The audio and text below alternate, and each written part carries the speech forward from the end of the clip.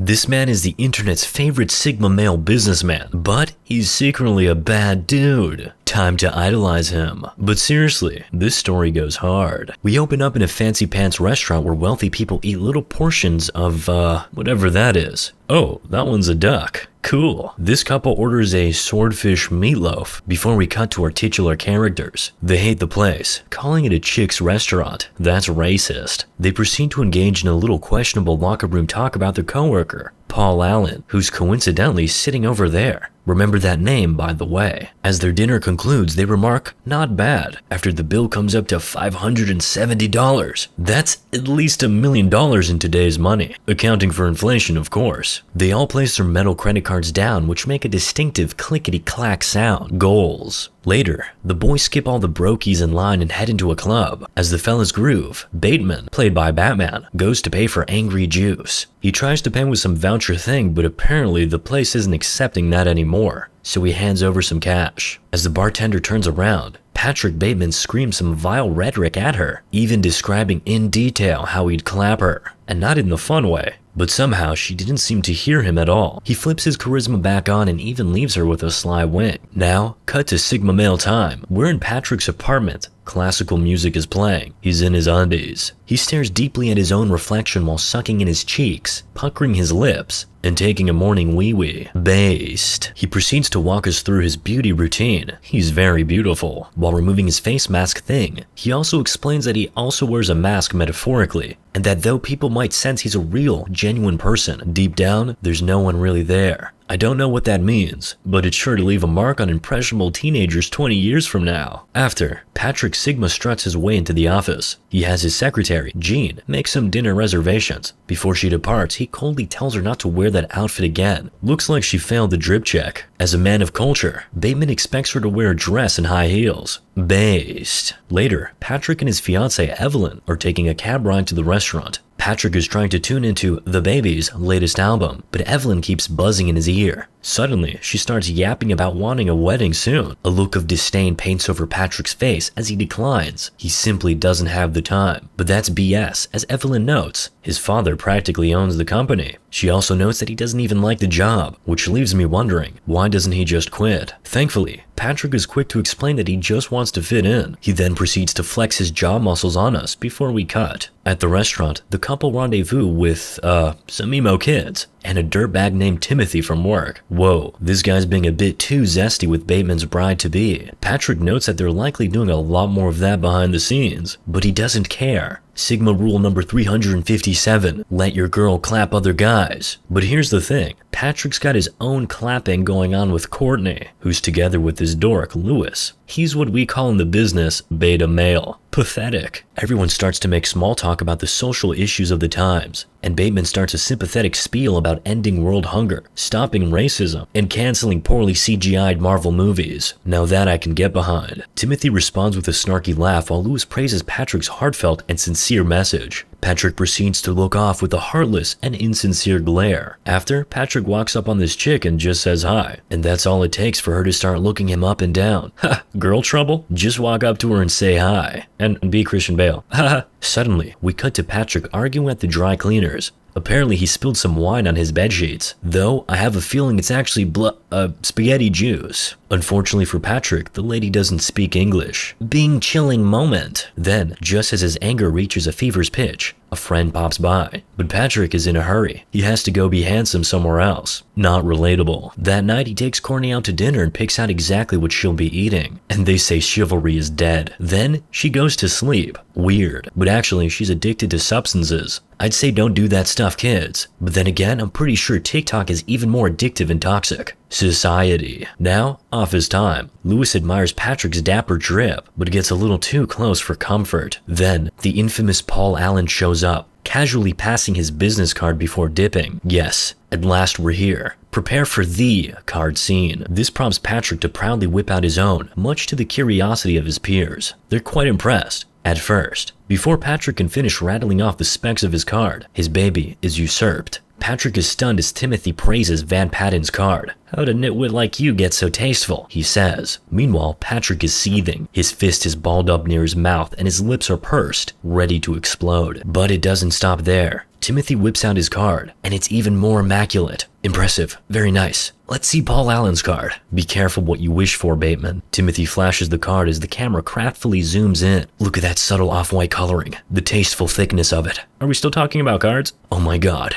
It even has a watermark. Patrick's 1,000-card stare intensifies. His fingers tremble and the card drops. That was one of the scenes of all time ever recorded. That night, Patrick stumbles upon a homeless man and gives him some words of encouragement. He shouts, telling him to get a job. Mans is out here promoting the Sigma male grind set to those that need it most. Yeah, and then he claps him, probably to take out his frustrations over the card crisis. That's one way to stop homelessness. Society. After, he does more beauty stuff while continuing to narrate about how he's not really a human being, and his only emotions are greed and disgust. He's literally me. Why do you think I make these videos? Anyway, Patrick is at a party rocking a perturbed look. Is that Paul Allen getting zesty with his girl? I mean his other girl, Courtney? Also, he learns that Paul is still handling the Fisher account. This man is taking everything he's worked for. So Patrick goes up to invite him to dinner. Naturally, Paul still thinks Patrick is that other guy, Marcus. In fact, I forgot to mention that. But yeah, he thinks Patrick is such a nobody that he confuses him with another nobody. Cut to dinner, and Patrick cuts to the chase, inquiring as to how Paul got the Fisher account. Well, I could tell you, but then I'd have to kill you, he replies. This is ironic, because, well, Patrick is the one who claps. Fast forward a bit, and Paul is zooted off the angry Jews. He starts to talk smack about Evelyn and her loser man, aka Patrick Bateman. Little does he know, he's sitting right next to the guy.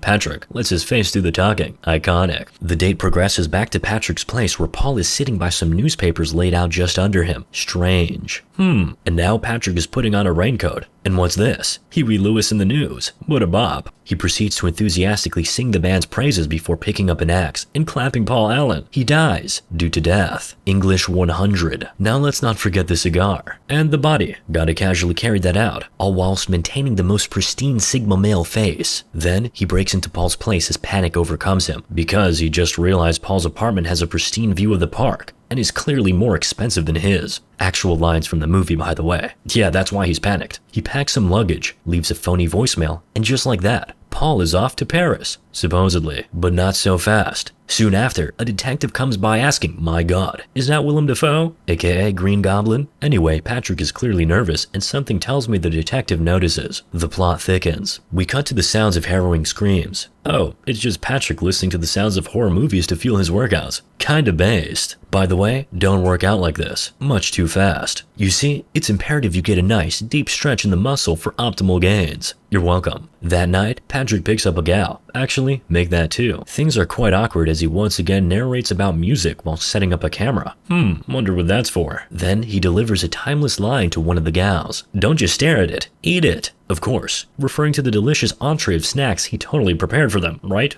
Then we cut to the boys talking about girls. There are no girls with good personalities. Whoa, that's racist. Patrick brings up a quote from Ed Gein. First, the boys think that's some cool alpha business guy, but Patrick clarifies. Ed Gein, serial clapper from the 50s. He said when he sees a pretty girl, one part of him wants to take her out on a date. The boys wait with bated breath, ready to burst out laughing at what the other part of him wants. To see her head on a stick. Patrick adds with a laugh. Strangely, the others don't find that part relatable. Fortunately, Lewis appears, diffusing the tension, but not for long, as he pulls out a brand new business card. The metal holder makes a satisfying slick sound that echoes across the room. The boys like it. Then Lewis pans the card over to Patrick. The camera zooms in. Oh my god. Not this again. Rage immediately consumes Patrick. He storms off in pursuit of Lewis, following him to the bathroom, approaching from behind like a predator stalking its prey. Patrick wraps his hands around Lewis's neck. Lewis turns around and kisses his hand. I've seen the way you look at me, Patrick. God, I've been waiting so long. Why here? He says. Patrick's face quivers. He wants to clap him, but not like this. He quickly washes his gloves, then says, I have to return some videotapes, before storming off. Lewis is like, call me. Back at the office, the detective returns for more detectiving. That's a word. Not much comes of it aside from the fact we learn he also likes Huey Lewis. But now suddenly it's not Patrick's type of music. What a deep and complex character. Later at the club, Patrick and Timothy eat salt through their nose. So weird. As per usual, he walks up to a girl, says hi, and then they're off to the races. The next day, Patrick is in his office twirling a piece of what is presumably presumably her hair. He's doing a crossword puzzle but is just filling in the words meat and bone. Then he spontaneously invites his secretary Jean to dinner. He asks her where she wants to go. Dorcia, excellent choice. He dials them up and makes a reservation, but the guy says they're booked, but Patrick pretends they're not and excitedly finalizes the date on the phone. That's the attitude. First, they meet up at his apartment, where Patrick reaches for some, don't mind the head, ice cream. Talk about brain freeze.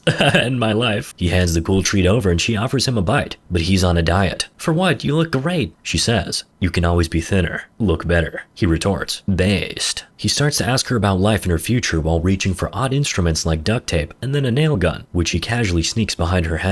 As he's about to pull the trigger, though, a voice message comes in. It's Evelyn. Awkward. Things are tense and Jean asks if he wants her to leave. In a rare, genuine moment of honesty, Patrick tells her if she stays, something bad is likely to happen. Of course, his definition of bad is much worse than hers. We cut to a dinner with the detective as they catch up on the case. Patrick still has no alibi for the night Paul was clapped. Well, actually, he does once again hit us with the, I was returning some videotapes line. Truly one of the lines in this whole movie. Also, pay close attention to the way he salts his food. I just thought it was funny. The conversation is tense and Patrick is wearing his guilt like a mask. It'd sure be ridiculous to think one of his friends killed him. Isn't that right, Patrick? Says the detective. Patrick's face briefly morphs into a smile before returning to a deadpan expression, as if to say, haha, yeah, unless... Anyway, at night he picks up that same girl again. Well, actually after the last time, she's gonna need a bit more moolah. Fortunately, Patrick happily obliges. I think we know the formula by now. We got two girls, awkward conversation material, some random spiel about music, and of course for the next part, you'll need to use your imagination. But immediately after that, this girl starts running, only to be chased by Patrick wielding a weed whacker. She makes her way down the hallway, banging on the doors before reaching the stairs. Patrick catches up, but she's already too far gone. So naturally, he 360 no-scopes the chainsaw down the stairs and actually hits her. Calculated. Triumphant, he lets out a Sigma shout. Inspiring. Sometime later, Patrick is at dinner with Evelyn. His behavior's erratic and he just tells her, it's over. She doesn't quite believe him at first, but soon it becomes clear. She begins to cry and everyone is looking. Patrick quickly switches to nice guy mode in an attempt to keep up his precious appearance. Though, he soon leaves citing some, you guessed it, videotapes that he has to return. Understandable. But in truth, he heads to an ATM before spotting a little kitty. Suddenly, the ATM demands he feed it a stray cat. Understandable. As anyone else would, Patrick picks up the cat and prepares to clap, but then this lady spots him, so he hits her with an easy snipe. Uh-oh, the cop saw him. He starts running but then decides to fight back. We GTA now. After a couple shots, the cop cars spontaneously explode. Patrick is in awe of his power, or perhaps confused about what the heck is going on. When did he get a gun anyway? Who knew he kept that thing on him? Patrick runs to his apartment, but oh no, the man at the front tells him he has to sign in. Sign this. He continues his way out the revolving door, but then a janitor appears, so he turns 360 degrees and claps him. This is a statement about working class America. Now he's in another apartment lobby. He goes to whip out his Yaminer, but this time it's a pen. Expectations subverted. He makes it into his apartment and spots helicopter lights outside. 5-star wanted level achieved. Then he drops down into cover and calls his lawyer, confessing to his crimes. His account of them is messy to say the least. He doesn't even know exactly how many bodies he's got. Same. The next day, he heads to Paul Allen's place to check on what's left of him, but he only finds painting supplies. And an old woman. Sounds like a good time to me. But it quickly becomes clear that he's not. Patrick is shook. The woman calmly asks him to go now and not to make any trouble. Fortunately, he leaves. Then he runs outside and calls Jean. He's having a full-on mental breakdown as she tells him about a meeting. He says he can't go and hangs up. Meanwhile, Jean finds his calendar and begins to go through all the disturbing drawings in it. Later, Patrick seems to compose himself and heads on over to lunch. He chats with the boys before spotting his lawyer, the one he called, spilling his confession. He walks up to him but quickly finds that his lawyer, Harry, figured it was all just a joke. But Patrick is very serious. Harry, though, points out one flaw in his joke. Bateman is too much of a dork to do anything like that. But wait, he's Bateman, or is he? Harry calls him Davis. Things escalate and Patrick gets a bit touchy. Harry is serious now too, and sternly tells him that what he's claiming is not possible. Why isn't it possible? It's just not. Why not, you stupid bastard? Patrick says, because Harry had lunch with Paul Allen twice in Paris this week. Patrick's world is crumbling around him. He heads back to his boys, who in fact do refer to him as Bateman. And cutting back to Jean, we see her still going through that sussy calendar. Moral of the story? My pain is constant and sharp, and I do not hope for a better world for anyone. In fact, I want my pain to be inflicted on others. I want no one to escape. Ha ha ha ha.